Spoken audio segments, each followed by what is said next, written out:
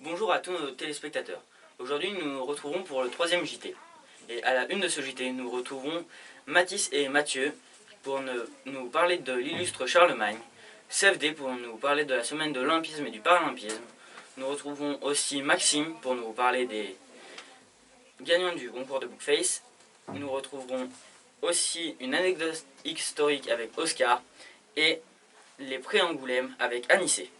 Bonjour Bonjour. à tous. Alors Mathis, vous allez nous parler de Charlemagne qui a eu cette idée folle d'inventer l'école. Alors, il n'a pas réellement inventé l'école, mais on va voir ça tout de suite.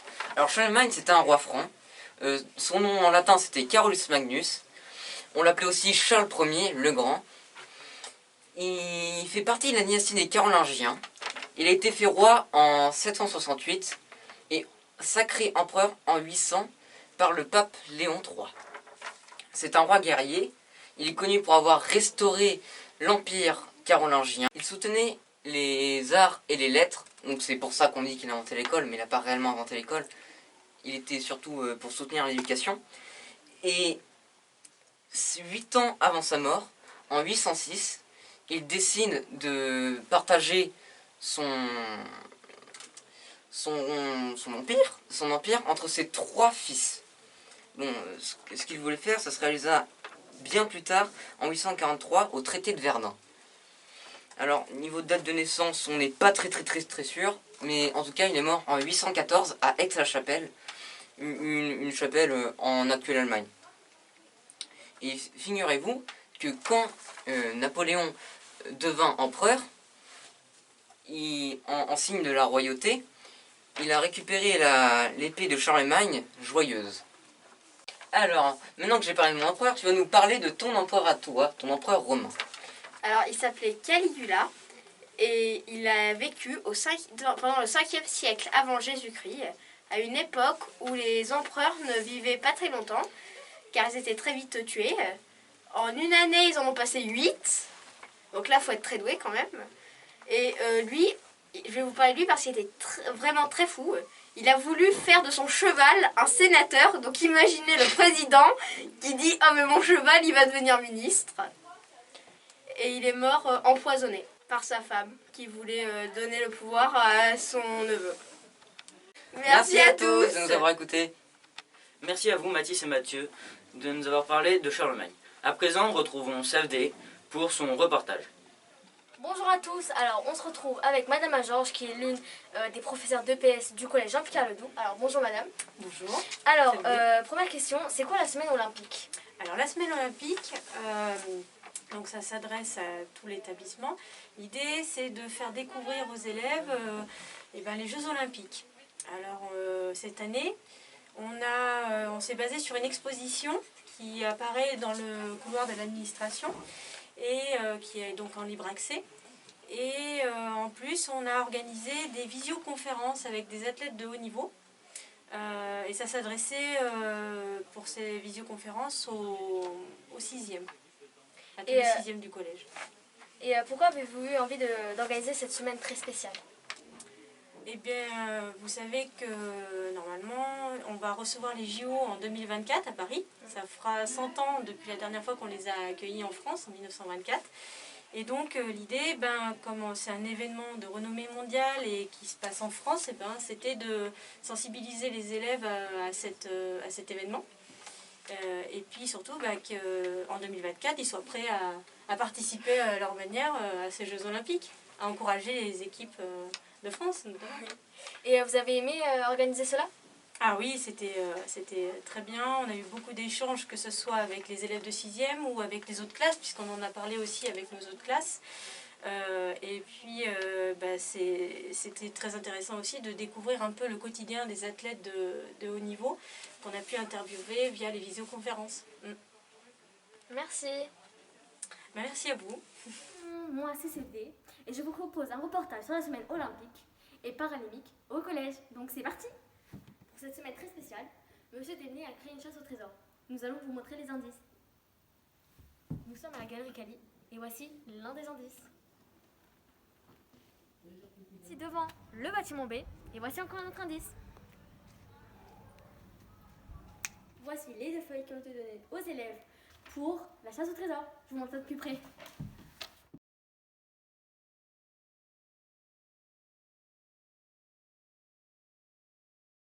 Alors, on se retrouve avec Augustin Franck qui est en 6e D et on va lui poser quelques questions. Alors Augustin, qu'est-ce qui a été organisé pour vous les 6e? Il y a eu mardi une visioconférence avec 2 sportifs pour les Jeux Olympiques. Et as-tu participé à la chasse au trésor? En tout cas, je vais participer. Très bien, merci.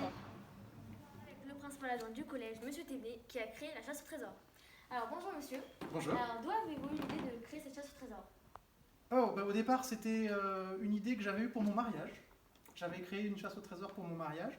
Et quand les professeurs de EPS ont proposé une semaine de faire des animations au sujet de la semaine de l'olympisme et du paralympisme, je me suis dit que je pouvais adapter ce que j'avais déjà fait avant pour cette semaine de l'olympisme et du paralympisme. Et pourquoi avez-vous voulu faire cette chasse au trésor au collège? Pour proposer une activité ludique et en même temps où on peut apprendre des choses aux élèves du collège, toujours pareil dans le cadre de la semaine olympique et paralympique. Et quelle récompense gagne C'est une bonne question. C'est une bonne question. Alors Pierre de Coubertin, qui est le fondateur des Jeux Olympiques, aurait dit l'important c'est de participer, pas forcément de gagner. Hein. Donc au départ, on n'avait pas forcément l'idée de mettre comme cadeau un vrai trésor au bout de la chasse au trésor. Donc déjà, les gagnants, eh bien, forcément, ils ont le bonheur d'être gagnants. Mais peut-être qu'on mettra quelques bonbons à gagner, oui. On va se partager, une fois qu'on aura tous ceux qui ont trouvé le trésor, il faudra bien qu'ils se le partagent. D'accord, merci. De rien. Merci CFD pour ce reportage fort intéressant. À présent, nous accueillons Maxime pour nous parler du prix du concours Bookface. Bonjour à tout le monde. Aujourd'hui, on va parler de concours de Bookface. Il est organisé au CDI par Madame Holoko. Bookface, c'est un concours où on prend les photos des gens avec les livres qu'on peut trouver au CDI. Les gagnants de ce concours sont Berat, Tefik, de 6e, pour le premier prix, avec le livre Le cas face à face, tome 2. Et Monsieur Thévenet, le principal adjoint, avec un montage de lui, posant avec 4 livres différents. Les gagnants ont été récompensés avec leurs photos encadrées et des bonbons. Tous les participants ont aussi eu des bonbons.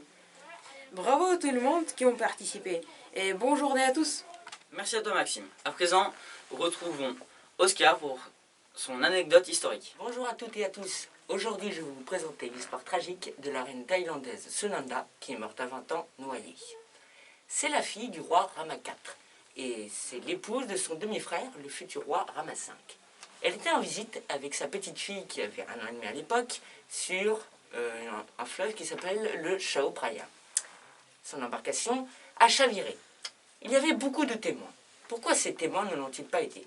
Tout simplement parce qu'un décret de l'époque interdisait de toucher des membres de la famille royale sous peine de mort.